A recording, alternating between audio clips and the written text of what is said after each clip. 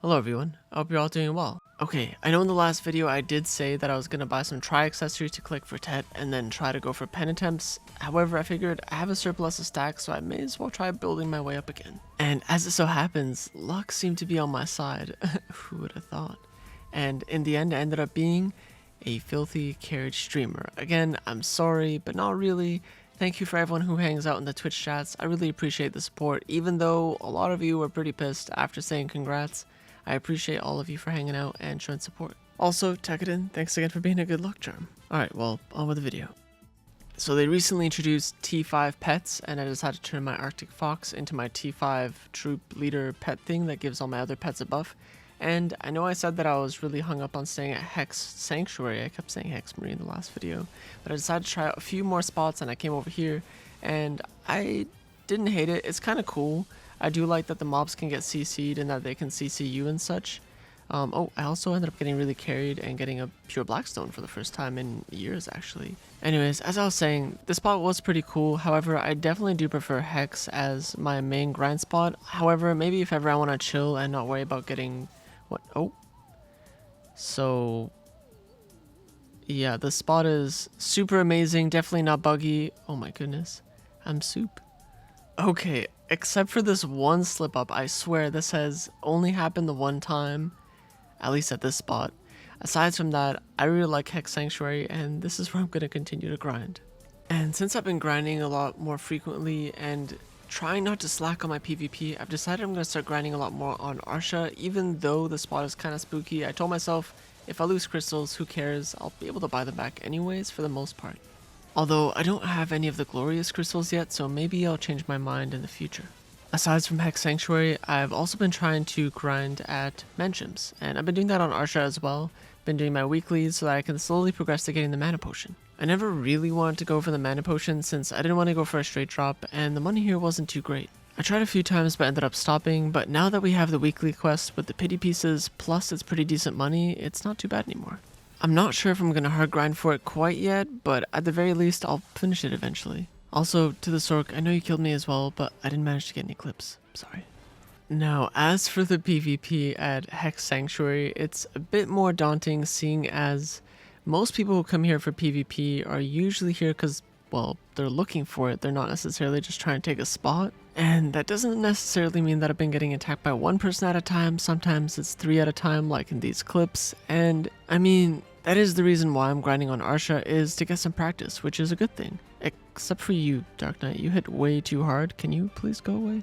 But honestly, this is still really cool. There were a few times where I was getting attacked by some DP meme builds, which was not necessarily as pleasant. That being said, even though this is still a really tough matchup for a 1v3 and they all hit really hard, it's still definitely more favorable than fighting someone that I just straight up can't kill. So I've been really liking these interactions, plus most of the people that attack you don't try to feed you to mobs, they're just looking for PvP. So if you see me grinding on Arsha, feel free to come and attack me. Just please don't feed me to mobs. Surely this ranger is not trying to attack me between the mobs while staying far away, right? It's not like they're playing their class from a distance the way it's meant to be, right? I could be wrong about this, but I feel like fighting a ranger between mobs is really difficult and definitely in his favor. However, he ends up backing back into the forest, and even though ranger kites very well, Awakened Ninja has a lot of protection, so I try to inch my way forwards and work towards him so I can get a CC and a kill. Plus, ranger is super squishy, so all I really need is one attack. I guess also a lot of classes are protected these days anyways. I don't really come across rangers all too often, so if ever I get the chance to fight one, I'm pretty excited to try to learn the matchup. Unfortunately, he doesn't stick around after this fight. If you are watching this and you see me grinding, feel free to come and attack me. I look forward to more fights. Oh, also, there's a new redeem in the stream that forces me to be toxic to the chat and those around me, and unfortunately, at the last moment where the redeem was ending, a friend, Ryan, happened to pop by and I had to be toxic. Sorry, Ryan. Okay. Now, no wait, hear me out. So hear me out. I know I just got carried with Mainhand Blackstar. I know I just got carried with a Pen Lunar. However, what if I can also get carried with a... What if I can also get carried with a... Okay, well, maybe in the future, we'll see. I'll probably keep clicking for it a bit. I'm also going to be memeing in protest by enhancing a kunai black star offhand. Now, a kunai for a ninja, you ask? Okay, hear me out. So shurikens have no skin, and you can't see them on ninja. And in protest of this, I'm going to enhance a kunai, because you can see the kunai. Now, I am just memeing.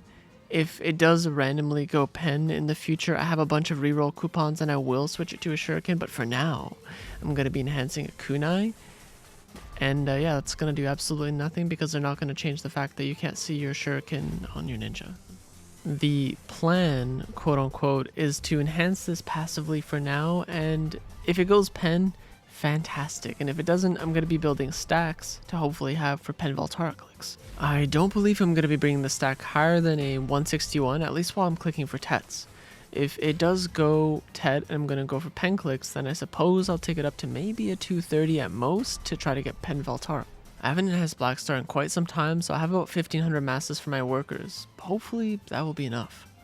Unfortunately, I didn't have too much time in the evenings to try out Arena of Solare for the second season. I did get to check out the new map a few times though, and it was pretty cool. Again, there were buffs in it as well, just like the Oasis map, which I wasn't too fond of, but it was still fun. Even though I don't really like buffs and stuff in these sort of fights, it still is pretty cool and it's exciting to do. Unfortunately, Arena of Solare season has ended.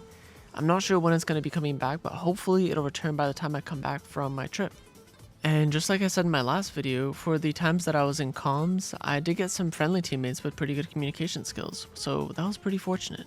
On a more unfortunate note, I have been seeing some clips that have been circulating that are not exactly the most pleasant. Hopefully those sort of things get addressed. That being said, for the majority of the community, I've been quite happy with the communication and the level of friendliness and such in the communications.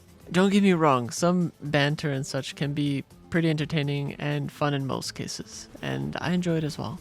Overall, I'm loving the arena, and I'd honestly be really disappointed if they didn't bring it back, so I'm really hoping that they do, seeing as it was a really fun thing to do in between everything else in the game. And for a lot of players, it became their main content, so I'm really hoping that they bring it back as a permanent addition into BDO. I've been seeing a lot of mixed opinions in terms of what you should get out of the arena. I'm curious though, leave your comments in the comment section down below for what you want in terms of rewards for the Arena of Solare. Personally, I would like to see some sort of exclusive cosmetics as well as silver. I know that technically there were some quests, weeklies, and dailies and such that gave you a certain amount of silver. However, I would personally like to see some sort of consistent silver gain while you're doing these matches, maybe a bit more when you win. That way you don't feel like you're missing out on grinding. It doesn't have to be anything crazy, maybe 200 mil, 300 mil if you're winning the majority of your matches I think would be perfectly reasonable. Although that's just my opinion. Anyways, as I was saying earlier, I am going to be going on a trip, so I'll be away for roughly 2 weeks. Sorry, I know I just got back to YouTube, but I'll try my best to be consistent when I do come back. If by the time I return, it turns out that the arena is a permanent addition to the game, I'm planning on doing a lot more of that to improve, as well as obviously keep grinding and clicking so I can get more gains. And of course, I do stream fairly regularly on Twitch, so if you want to come and hang out, pass by over there. I appreciate all the support that everyone's been showing on Twitch and on YouTube. It definitely encourages me more to make more content, so I really appreciate it. Anyways, I hope you guys have a good 2 weeks-ish. Thank you as always for watching, and take care.